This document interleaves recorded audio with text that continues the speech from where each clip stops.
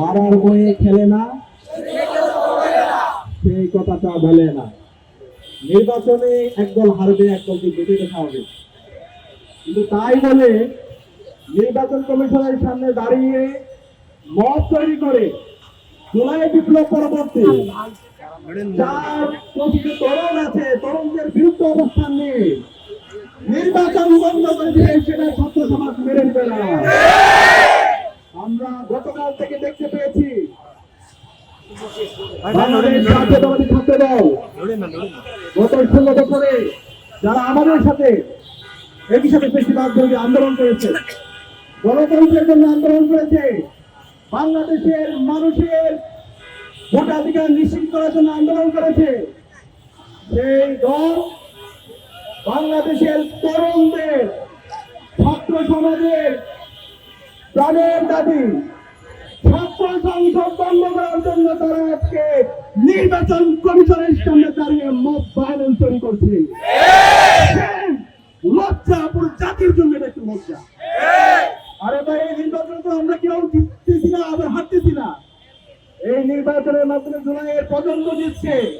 এখানে কোনো একক দল অথবা একক কোনো ছাত্র সংগ্রাম জিতছে না। জুলাইয়ের যে প্রজন্ম তৈরি হয়েছে তারাই জিতছে। কেন আপনারা এই জুলাইয়ের প্রজন্মের বিরুদ্ধে অবস্থান গ্রহণ করছেন? আমরা এখানে দেখতে পেয়েছি আজকেও সেই রাজনৈতিক দল এবং তাদের মাদার সংগঠনের নির্দেশে একইভাবে নির্বাচন কমিশনের সামনে অবস্থান গ্রহণ করেছে, একই সাথে মত তৈরি করছে।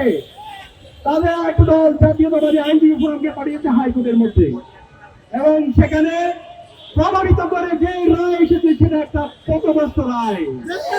সেই রায়ের মাধ্যমে শিক্ষার্থীদের সেই অধিকার থেকে তাদেরকে বঞ্চিত করা হয়েছে। আমরা ঢাকা বিশ্ববিদ্যালয় কেন্দ্রীয় ছাত্র সংসদ এবং ফেসিবাদ বিরোধী সকল সংগঠনের পক্ষ থেকে এই রায়কে ঘৃণ্যভাবে প্রত্যাখ্যান করছি। আমরা করবো প্রধান বিচারপতি থেকে শুরু করে বিচার বিভাগে যারা আছেন, বিগত ফেসিবাদী আমলে যেভাবে আমরা দেখতে পেয়েছি ফেসিবাদী হাসিনা এবং তার দূষণরা এই বিচার বিভাগকে কলঙ্কিত করার চেষ্টা করেছে। এই জুলাই বিপ্লব পরবর্তী নতুন বাংলাদেশে আবার যদি কেউ বিচার বিভাগকে কলঙ্কিত করার চেষ্টা করে, ছাত্র জনতা বরদাস্ত করবে না। আমাদের অবস্থান পরিষ্কার।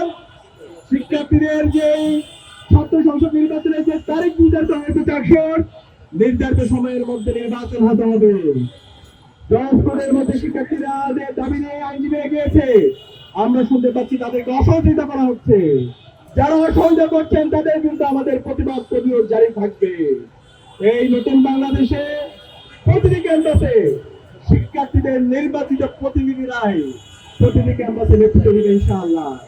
এই জায়গায় যদি কেউ ব্যবসা করতে চায়, সেই যতই শক্তিশালী হোক, তার বিরুদ্ধে বাংলাদেশের সকল মানুষরা 4 কোটি ছাত্র সমাজ তারা তাদের প্রতিবাদ প্রতিরোধ জারি রাখবে। আমরা দেখতে পাচ্ছি